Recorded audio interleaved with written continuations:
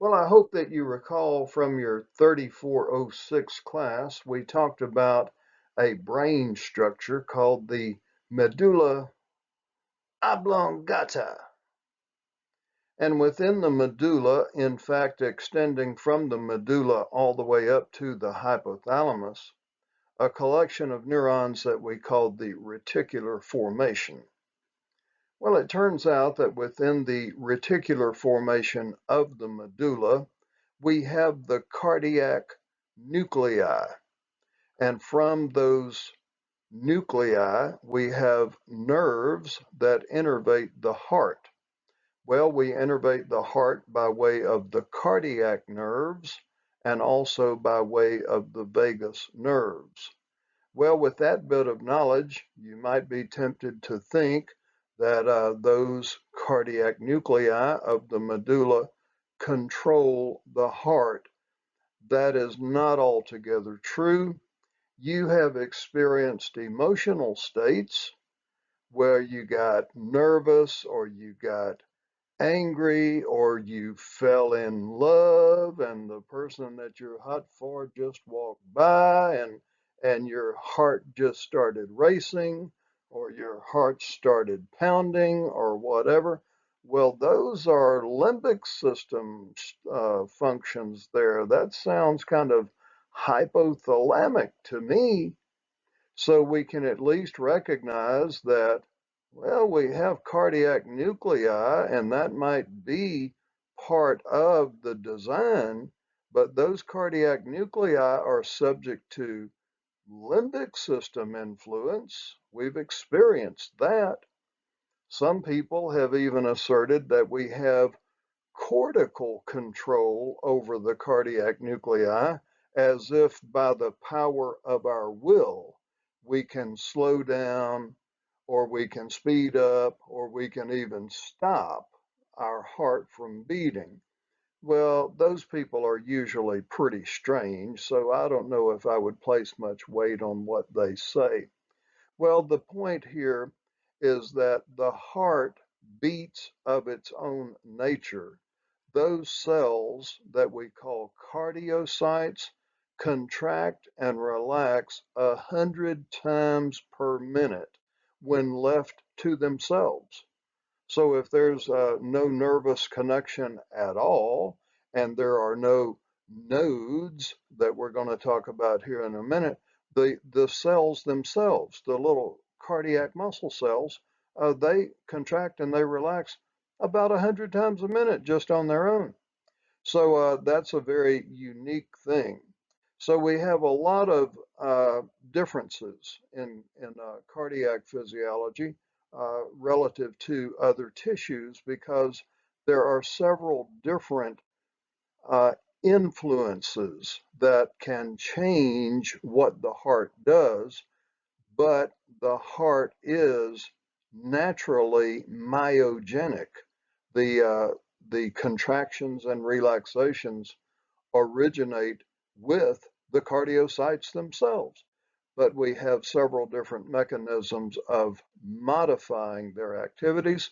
So that's a lot of what we will be talking about here.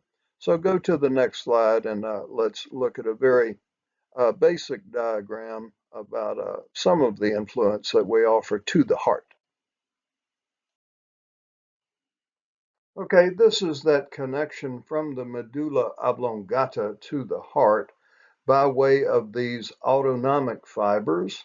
The vagus nerve is the principal highway of parasympathetic stimulation throughout the body. I think I told you all a couple of weeks ago, something like 90% of all of the parasympathetic fibers in the body are in the vagus nerves. Well, from the vagus nerves, we have the cardiac plexus. In other words, we're going to innervate the heart by branches of the vagus nerve. Remember that it is acetylcholine that's released at the target tissue in the parasympathetic division. So what we would be talking about here is the effect of acetylcholine on the rate and contractility of the heart. So the parasympathetic stimulation or the effect of acetylcholine would be to slow down the heart and to decrease somewhat, not greatly, but to decrease the force of contraction as well. Remember, parasympathetic is rest and relax phase of life. So obviously that would play well into, well, the heart needs to just slow down. It doesn't need to beat as hard, etc. Alternatively, we have the cardiac nerves arising from those cardiac nuclei in the medulla. They also innervate the heart. They are going to offer norepinephrine as the neurotransmitter at the target tissue. Norepinephrine, the neurotransmitter, has the same effect as epinephrine, the hormone, and everybody knows what the effect of epinephrine is on the heart. Well, obviously, it's going to cause the heart to speed up.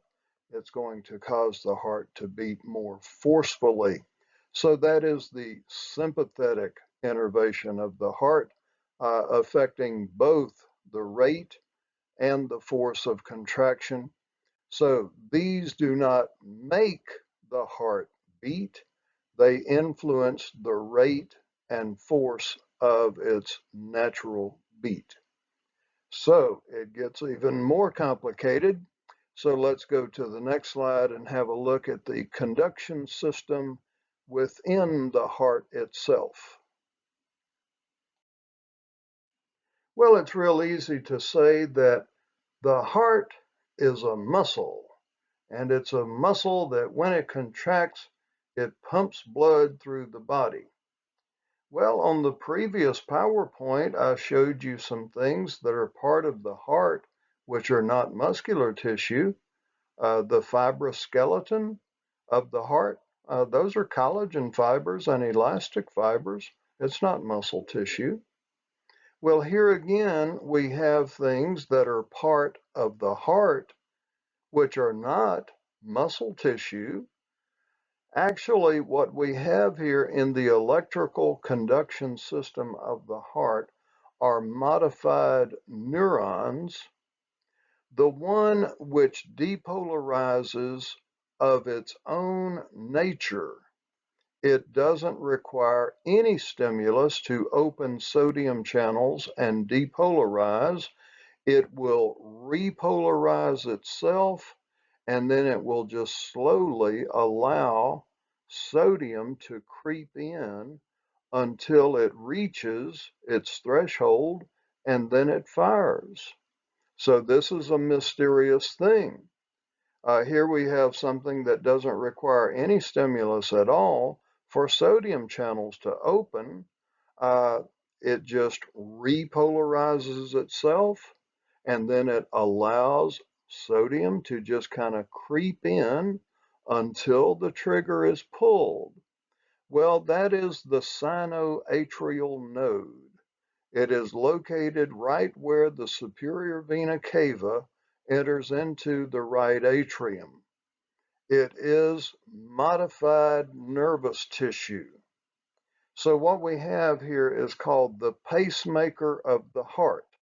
The sinoatrial node will self-depolarize at a faster rate than any of the other nodes. We have other nodes present, and sometimes they can cause us problems, but the normal pacemaker, the sinoatrial node, spontaneously opens sodium channels until depolarization, the trigger is pulled and depolarization takes place every 0.8 seconds. That is a faster rate than the other nodes would operate at. So with a 0.8 second interval between depolarizations, that being faster than what any of the other nodes can offer, then we call this guy the pacemaker. He's the one who starts the flow of action potential or depolarization through the heart muscle. So start there at the sinoatrial node and follow the pathway going over to the left atrium, that is Bachman's bundle, and then circling down to the atrioventricular node. We have the middle internodal tract and the posterior internodal tract. Those are the pathways that the depolarization takes from the sinoatrial node to the atrioventricular node. Now, I asserted in the previous PowerPoint that both of those atria have to contract simultaneously. So the sinoatrial node fires the action potential every 0.8 seconds.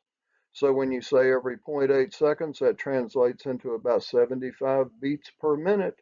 That's a normal heart rate. So we would call that a normal sinus rhythm.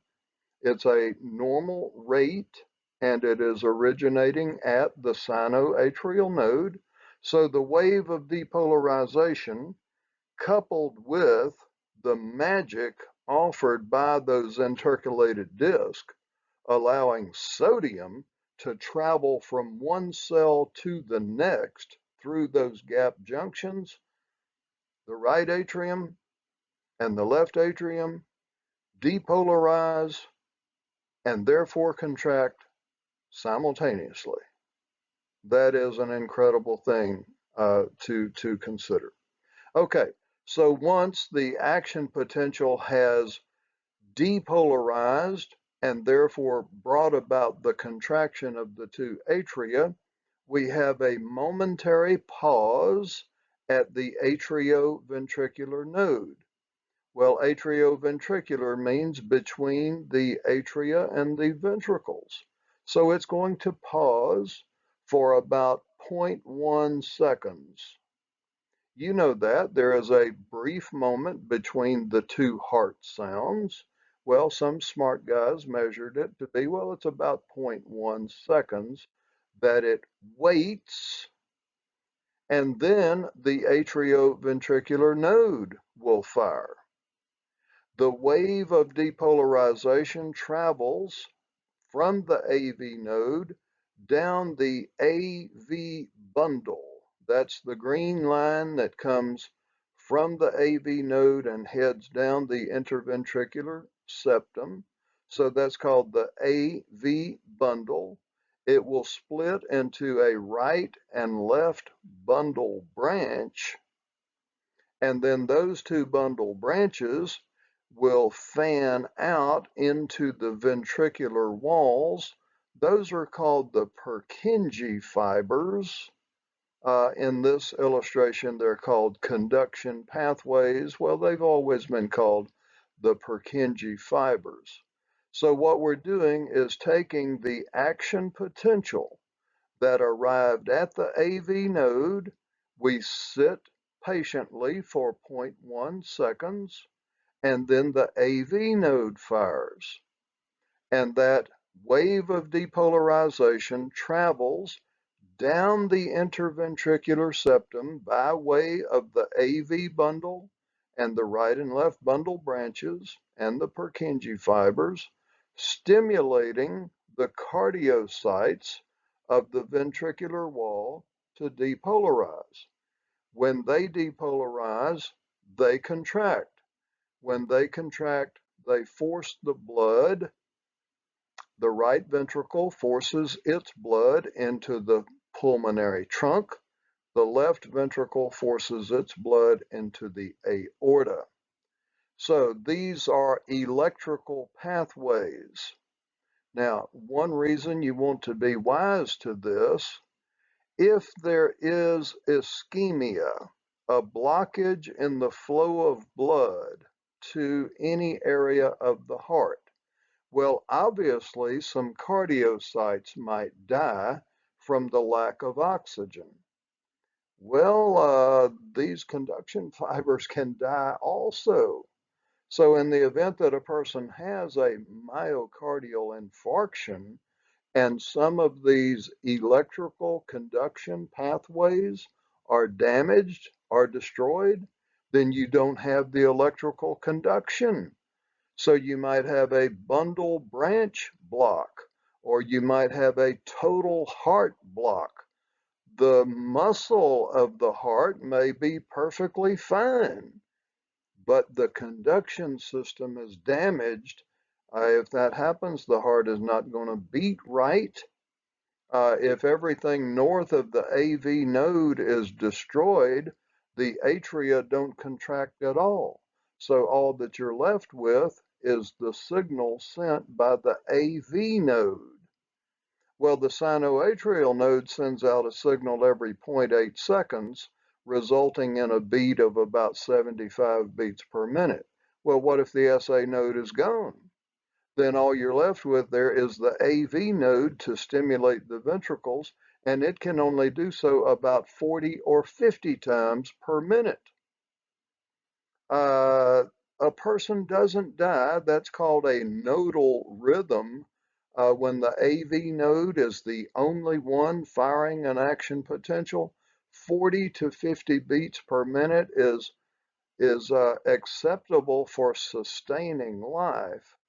If the AV node itself is destroyed and you get down to about 20 beats per minute, that's incompatible with life. So this is how important the electrical conduction pathways are, and they can be damaged and they can also malfunction. There are in some people what are called ectopic foci. These are nodes that will fire an action potential in addition to the action potential fired by the sinoatrial node. Well, the sinoatrial node is the natural and normal pacemaker. Here we have other guys in the conduction system that are trying to initiate the heartbeat. Well, what you end up with there is a dysrhythmia of the heart. The heart should go thunk, thunk, thunk, thunk, thunk, thunk. You may have a thunk, thunk, thunk, thunk, thunk, thunk, or a gallop like thunk, thunk, thunk, thunk, thunk, thunk, thunk, thunk. Well, none of those are normal. It's not going to pump blood effectively when you have that sort of electrical problem. All right, so let's look at a graphical representation of what takes place in response to this firing of action potentials from the normally SA node, abnormally from other nodes in the conduction system.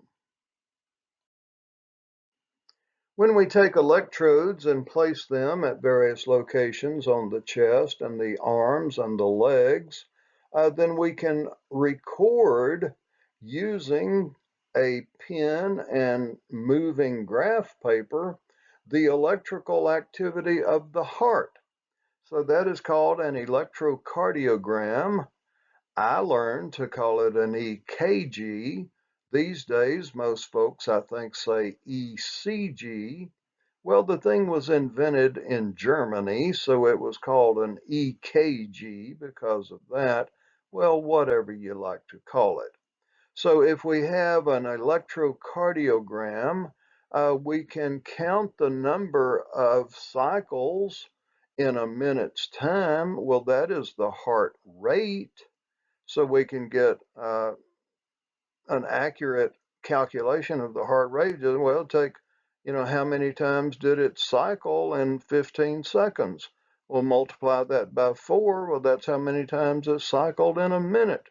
So normal heart rate, anything less than 60 is called bradycardia. That's too slow.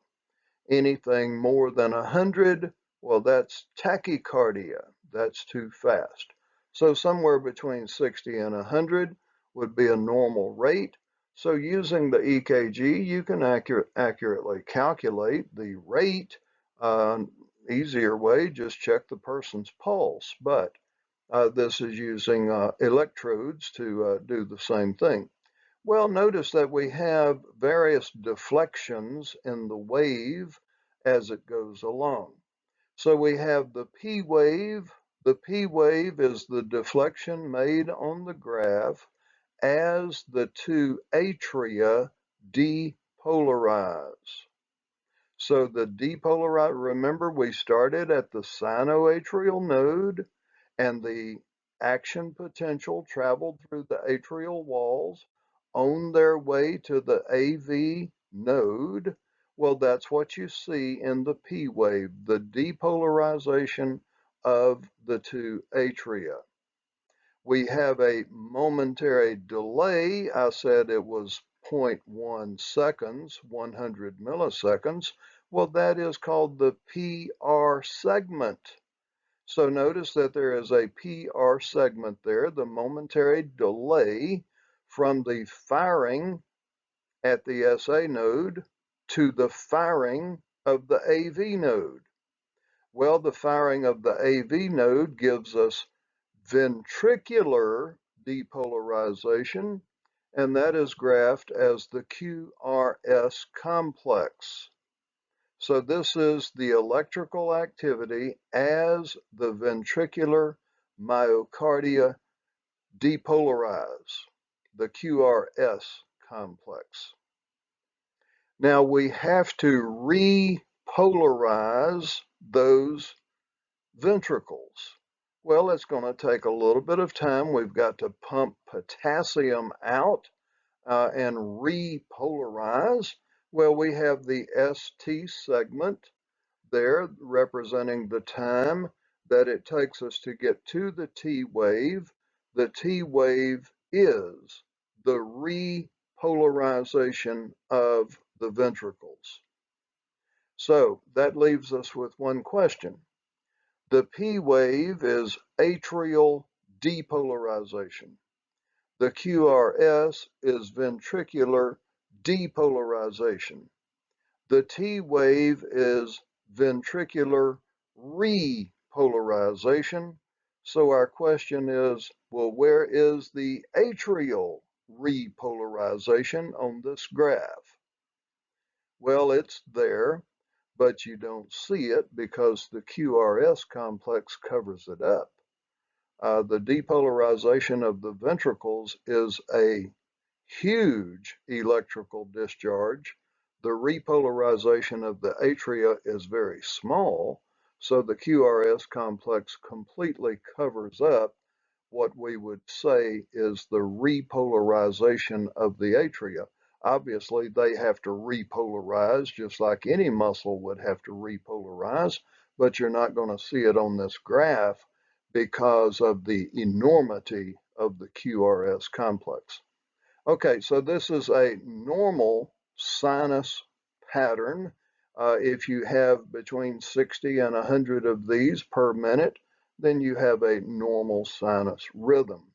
Well, healthcare is not about normality. We study normality to give us some understanding of abnormality. So let's look at just a few abnormalities in the conduction of the action potential through the electrical conduction system of the heart. Well, if you're like me, you probably have cousins, or you might have friends, or you might have grandmothers and grandfathers who have heard of a sinus rhythm, and they thought that it was referring to the paranasal sinuses in some way. When people hear the word sinus, they automatically think of a sinus infection around the nose. In this case, the word sinus is referring to the sinoatrial node of the heart.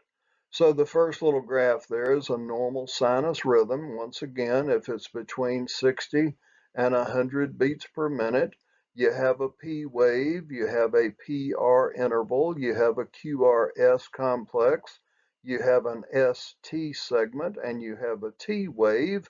and all of those are laid out identically with each cycle of the heart, then you would call that a normal sinus rhythm. Well, you really don't have to be a trained electrocardiographer to have a look at number 2 and say, something is wrong. So that particular EKG there labeled ventricular tachycardia. What is going on here is that the ventricles have gone into spastic contraction. They're not waiting for a signal from the sinoatrial node. They're not waiting for a signal from the AV node. The ventricular myocardium is just simply contracting, contracting, contracting spastically. Well, nothing good is going to come of that because there has to be a filling of the ventricle in order for it to pump blood. Well, that requires that the atria contract in order to fill the ventricles with blood. So in the case of ventricular tachycardia, we're not allowing the ventricles to fill up with blood before they contract. So they're contracting fine, but there's no blood in them. Well, the whole idea here is to move blood. So if you want to watch a person die, just let them go into VTAC and do nothing about it. These days, I noticed even at the UCA Fitness Center and I think all high school gymnasiums, they have defibrillators to deal with this issue because oftentimes it will come up in athletic events where a person is, their heart is working very hard, their oxygen level is low, they're running like a basketball game, you're out of breath, your heart is pumping and doing all that it can. In some people, they will go into VTAC. Well, if you don't have a defibrillator to shock the heart, shocking it will stop it. What you want to do is stop the heart, and then you pray that it will pick up and start beating normally after that.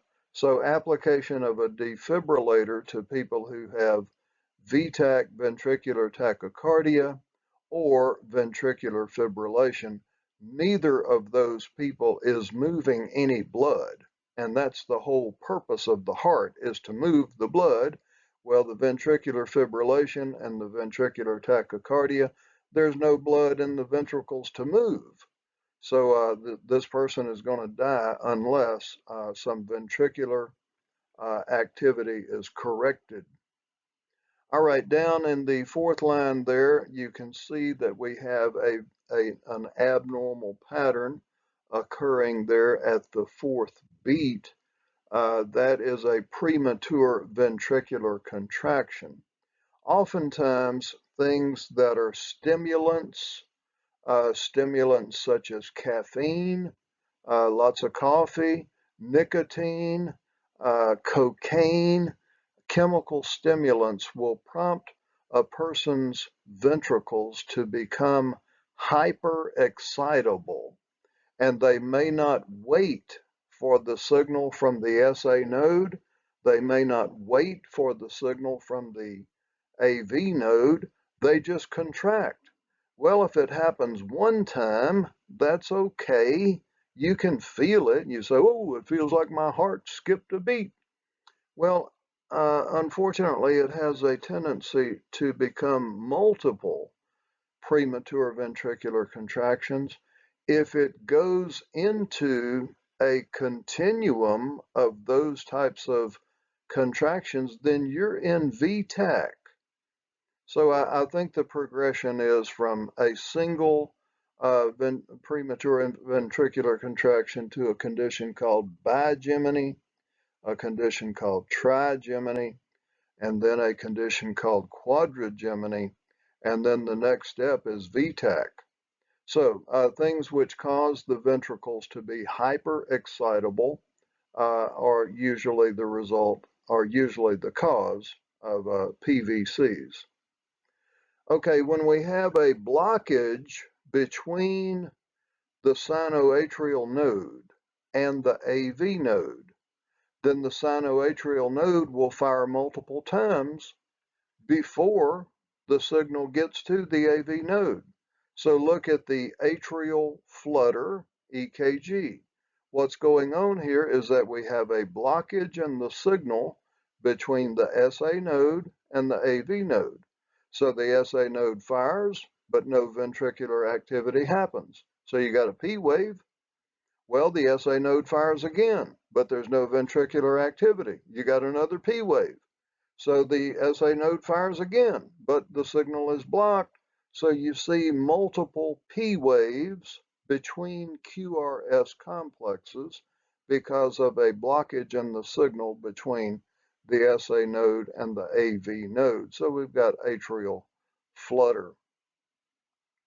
Now, like we had with ventricular fibrillation, it's possible for the atria to have hyperexcitability. And so they just kind of go into a spastic contraction, not waiting for anything, sometimes due to ectopic foci. If you have ectopic foci that are firing signals for the heart to initiate a cycle, then you will see things like atrial fibrillation and atrial flutter representing that.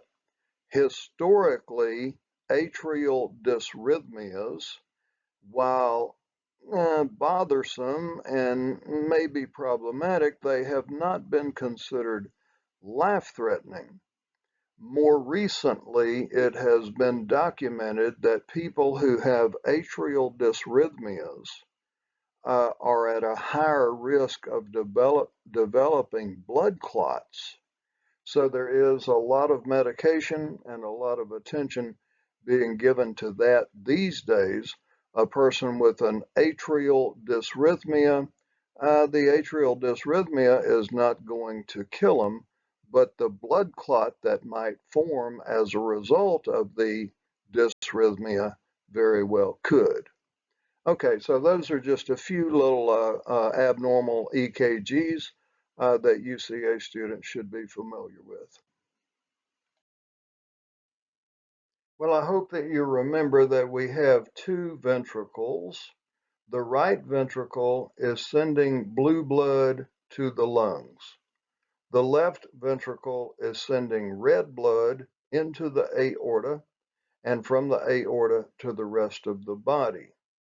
So we're talking about the volume of blood that is handled by each side of the heart. We have a right heart that supplies to the lungs. We have a left heart that supplies to the body. So for the numbers that are given here, we're talking about these are the numbers that would be present in both chambers. Okay, so the end systolic volume. That's how much blood is left in the ventricle after it has contracted. So the right ventricle contracts and it forces blood into the pulmonary trunk. Well, the question is, how much blood is left in the right ventricle after that happens? Well, it's about 60 mLs. The left ventricle pumping blood into the aorta, same number. So after the left ventricle contracts, the volume of blood that's left in the left ventricle is about 60 mL. So we call that the end systolic volume, simply how much blood is left in the ventricle after it contracts. Now, the end diastolic volume equals the volume that is already there, what was left over from the previous beat, that's the end systolic volume. We said that's about 60 mLs. Well, gravity will pull about 30 milliliters of blood from the atria down into the ventricles, and then the two atria contract, and that forces about 40 mLs into the ventricles. So we can calculate our end diastolic volume. How much was left in the ventricle after it contracted? Well, about 60. How much more comes in due to gravity? Well, about 30. How much more comes in when the atria contract? Well, about 40. So the end diastolic volume is the sum of those numbers. 60 plus 30 plus 40 equals 130. So the end diastolic volume then for normal resting heart volumes, about 130 milliliters. That is each ventricle. The right ventricle would have that, the left ventricle would have that. Okay, so we can then calculate the stroke volume by simply taking the end diastolic volume, that's 130, minus the end systolic volume, that was 60. 130 minus 60 equals 70. So each ventricle is pumping 70 mLs of blood to its respective locations. The right ventricle is pumping 70 mLs to the lungs. The left ventricle is pumping 70 mLs to the systemic circulation. So I gave you an example of that, and the same numbers that I just gave you are used in that example. So you should be able to determine end systolic volume, end diastolic volume, and then from that calculate the stroke volume. Well, this is a very useful measure of how well the heart is working. We need to know the cardiac output. The cardiac output is the product of the stroke volume times the heart rate. So we measure cardiac output to see, is the brain getting what it has to have? Is the rest of the body getting what it has to have? If the cardiac output is not close to the total volume of blood, then you've got a problem. You've got congestive heart failure if your cardiac output is falling down below 5 liters per minute. Remember, the heart pumps the entire volume of blood through the body per minute. So if we take the heart rate times the stroke volume, then that gives us the cardiac output. So for the example that we have here, I say we have a person whose heart is beating 80 times a minute. Well, that's just the pulse. The stroke volume is 70, so 80 times 70 is 5,600 mLs per minute, which is 5.6 liters. Well, how much blood you got? Well, you got about 5 liters, between 4 and 6 liters. Well, 5.6 liters is right there within the normal range. So if we have a normal cardiac output, well, then all is well. It's those who have a low cardiac output who are suffering from some type of disease or injury that's preventing the blood from circulating at the rate and volume that it needs to circulate. There is actually a good and easy way to determine whether or not a person's cardiac output is where it should be. The dorsal pedal artery, right where the tibial artery goes into the foot, right on the front of the ankle. If you can feel a pulse at the dorsal pedal artery, just take your middle finger and palpate there. If you can feel the pulsations in that artery, that's a pretty good indication that the cardiac output is where it should be. If you don't feel a pulse at the dorsal pedal artery, that's a pretty good indication that the heart is not pumping blood as it must. So cardiac output is one of the necessary things that we have to know, because everything in the body depends upon that. First of all, the macaroni and cheese is going to be upset if it is not getting the blood that it needs. Also, the kidneys will begin to fail if the cardiac output is not what it should be. So this is how we calculate these values, and this is why they are important. All right, now we can change cardiac output since it is a two-factor equation, heart rate and stroke volume, two factors involved in calculating cardiac output, then we can change our cardiac output by changing either or both of those two factors. So have a look at the next page, and that's what we'll talk about are things which can change either the heart rate or the stroke volume, therefore the cardiac output. Anything that causes the heart to speed up, that is to increase the rate, well, that would be called a positive chronotrope. Chrono means time, right? So we're talking about something that increases the heart rate.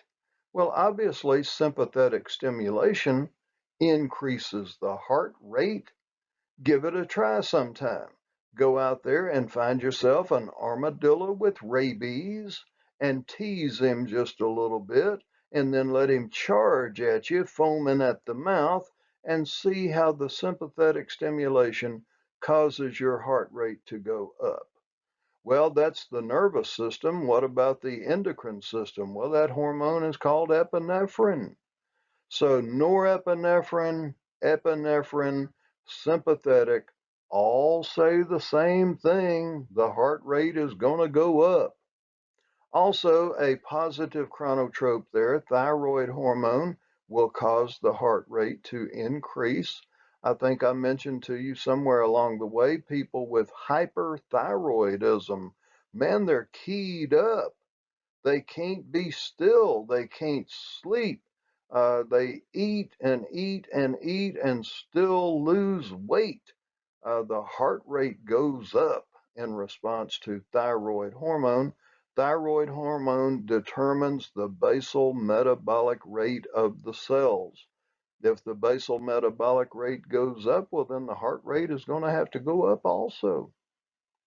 Another positive chronotrope there, hypocalcemia.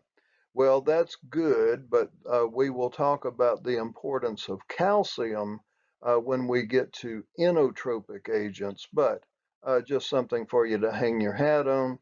If the blood calcium level is low, then the heart rate will go up. Okay, other things that cause the heart rate to go up, acidosis. Well, if you have an accumulation of carbon dioxide in the blood, then the blood becomes acidic. And so you start breathing faster and deeper, and the heart starts pumping faster to try to get rid of the carbon dioxide that's building up in the blood. Anytime carbon dioxide accumulates in the blood, then the blood becomes acidic. And so the breathing rate and depth goes up, and the heart rate goes up. Another positive chronotrope is caffeine. Chemical stimulants such as caffeine, nicotine, amphetamines, all of those cause the heart rate to increase. And some of them can cause dysrhythmias, such as the premature ventricular contractions or even the ventricular tachycardia.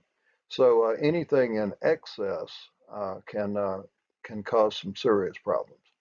Okay, look at the next column, things that slow the heart rate down. Those are called negative chronotropes.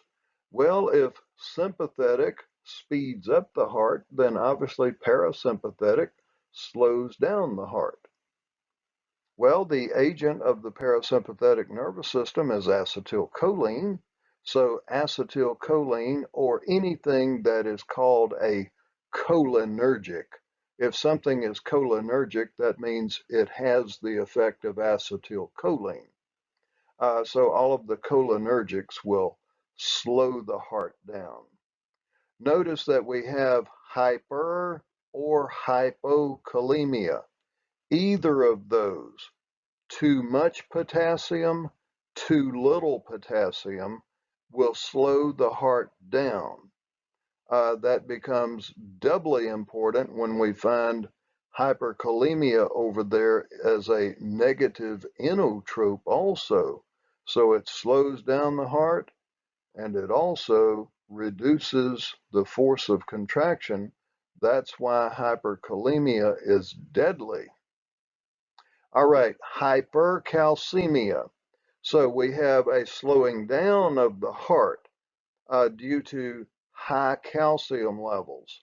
That turns out to be good in the application of digitalis, which I will get to in a minute when I talk to positive inotropes. In the case of digitalis, we slow the heart down to allow the ventricles to more fully fill up before they pump. We want the ventricles to be full before they pump so that we get the maximum amount of stroke volume. Well, sometimes the heart needs to slow down to do that.